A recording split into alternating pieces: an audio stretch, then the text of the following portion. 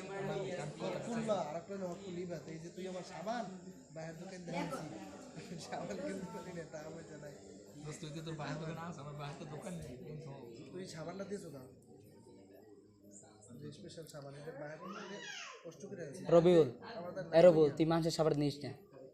যে আমাদের না কই তুই সাবান মানুষের জিনিস ধরা হ্যাঁ মানুষের জিনিস না কই ধরাই গুণের কাজ এটা কিসে নাকি এটা কিসে টাইটানিক সাবান সাবান নাকি বাতিল না টাইটানিক সাবান তুই বলছ মানে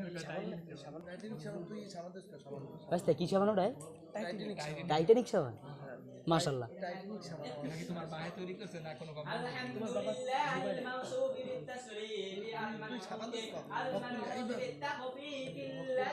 হকুল্লা হকুলিবাদ হকুল্লা হকুলিবাদ আল্লাহর বান্দা হ্যাঁ আমি তুই মাফ না করলে আল্লাহ তুই মাফ করবে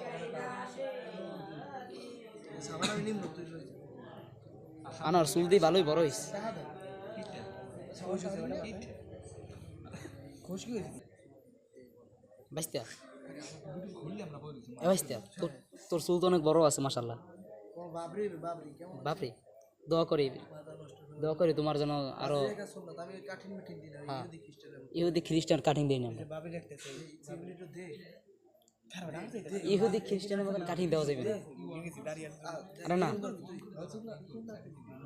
এক মিনিট না বেটা দিতে আছে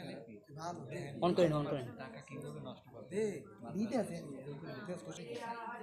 বন্ধ কর টাইটানিক সাবান দিবি আনোয়ার এতটাতে কি করবি দোস্ত তাই কবি